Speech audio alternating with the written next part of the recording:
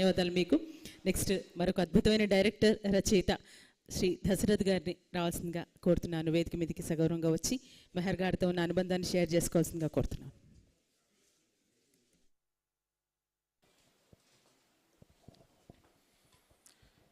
అందరికీ నమస్కారం.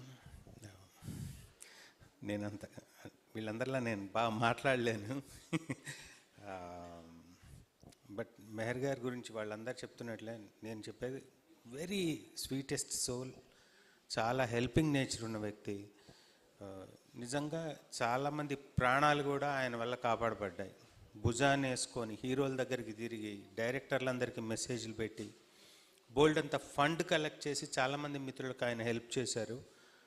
చాలామంది ప్రాణాలతో ఉన్నారనడానికి కూడా మెహర్ గారే కారణం అని నేను అన్డౌటెడ్లీ చెప్పగలను. ఆయన అంత పెయిన్ తీసుకొని చేశారు. అండ్ మనం ఏదో మెసేజ్ పెట్టినంత మాత్రాన్ని ఎవరు డబ్బులు ఇవ్వరు. 1-2 సార్లు ఫాలో చేసి, కొంతమంది రిజెక్షన్ మోడ్లో ఏదో ఒక మెసేజ్ పెడతారు, అవన్నీ ఆయన పట్టించుకోకుండా ఈవెన్ నాకు తెలిసి నాతో సహా చాలామందికి కొంచెం కథ బాగున్నా, ఆయన కాస్త కథ నచ్చినా తనే ఓపిక్గా హీరోలతో మాట్లాడి నెరేషన్లు ఇప్పిస్తూ ప్రాజెక్టులు సెట్ చేసి చాలామంది డైరెక్టర్లకు ఆయన ఎంతో సహాయం చేశారు, చేస్తూనే ఉన్నారు.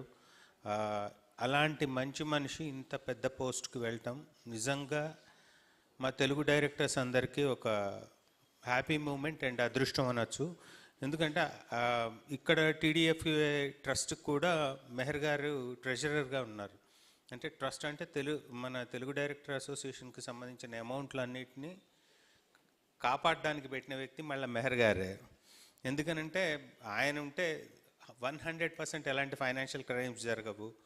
అండ్ ఆయనే ఇంకో రూపాయికి తక్కువకైనా అప్పుడు ల్యాండ్ కొందామని తిరిగినప్పుడు ఆయన ఆలోచన, ఈవెన్ చిరంజీవి గారు చారిటబుల్ ట్రస్ట్ టైంలో కరోనాకి అప్పుడు ఇస్తున్నప్పుడు ఓటీపీ అనే ఐడియా నేను షాక్ అయిపోయాను. అంటే 100% మిస్టేక్ జరగడానికి అవకాశం ఉన్న టైంలో ఆయన ఓటీపీ అని ఒకటి పెట్టి యాక్చువల్ మెంబర్కి ఆ ఓటీపీ వెళ్తుంది, వాళ్ళ మనుషులు మాత్రమే అవి తీసుకోవచ్చు అని బ్యూటిఫుల్ సిస్టమ్ పెట్టి, అందుకని అసలు ఇక ఎలాంటి మచ్చ లేకుండా ఆయన అవి చేశారు.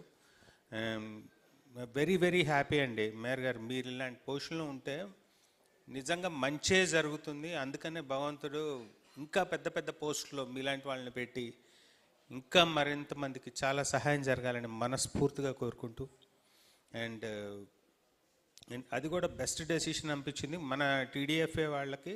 అక్కడ మళ్ళీ ఒక సపరేట్ యూనియన్లా ఫామ్ చేయకుండా ఈ మెంబర్లని అక్కడ మెర్జ్ చేయటం అనేది కూడా చాలా మంచి నిర్ణయం. ఎలాంటి కాంప్లికేషన్స్ లేకుండా అంటే మళ్ళీ అలాగే సోదరభావంతో ముందుకెళ్ళే అద్భుతమైన ఆలోచన అది. అండ్ ఈ సందర్భంగా మా మెహర్ గారిని సెలెక్ట్ చేసినందుకు ఆంధ్రప్రదేశ్ గవర్నమెంట్కి కూడా thank you so much. Thanks a lot. Thank you so much sir. ధన్యవాదాలండి.